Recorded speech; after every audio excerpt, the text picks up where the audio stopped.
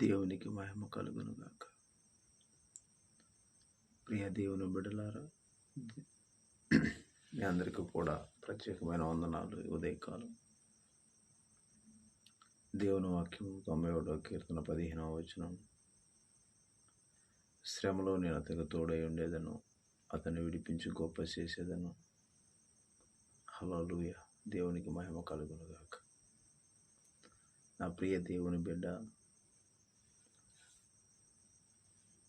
అనేక శ్రమల మధ్యలోనూ ఉన్నావా?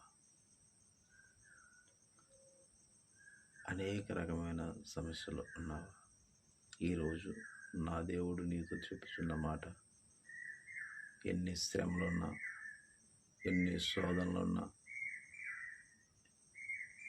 నేను నీకు తోడై ఉన్నానని దేవుడు, పరిశుద్ధాత్మ దేవుడు సెలవిస్తూ ఉన్నాడు. నా ప్రియ దేవుని బిడ్డ,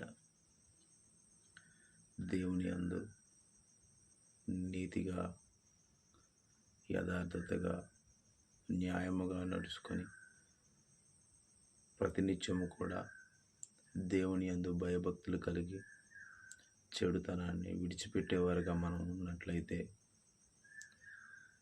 ఆనాడు యోబుని ఎలాగైతే అనేక శ్రమల మధ్యలో నుంచి విడిపించాడో, ఎన్ని శ్రమలు వచ్చినా యోబు భక్తుడు దేవుణ్ణి వదిలిపెట్టలేదు. ఈరోజు శ్రమ వచ్చిందని, బాధ వచ్చిందని, అనేక రకమైన ఇబ్బందుల్లో ఉన్నవని ఎన్నడూ కూడా దేవుణ్ణి విడిచిపెట్టే వాడుగా నువ్వు ఉండకూడదు. దేవుడు, ఆయన చాలా గొప్ప దేవుడు, ఆయన మహోన్నతమైన దేవుడు. నీకు శ్రమ వచ్చిందంటే అది నీ మేలు కొరకే. ఆ శ్రమలో దేవునికి మొరపెట్టు, నిన్ను విడిపించి గొప్ప చేస్తానంటున్నాడు.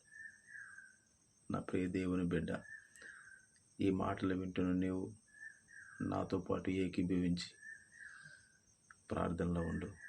మహోన్నతమైన నా దేవ, సర్వశక్తిమంతుడ, సర్వ సృష్టికర్త, సర్వాధికారి, నీకు స్తోత్రం. నీ ప్రియ బిడ్డలు ఏకీభవిస్తుండగా నీవే వారిని విడిపించి, నా తండ్రి నాయన, ప్రతి విషయంలో నీ ఆశీర్వాదంతో బిడ్డలు నింపి, నీ కృపతో బిడ్డలందరినీ కూడా ఆదరించి నీకు మహిమకరంగా జీవించే బిడ్డలుగా ఉంచమని యేసుక్రీస్తు పరిశుద్ధమైన నామంలో వినయంతో అడిగి వేడుకుంటున్న పరమ తండ్రి, ఆమేన్.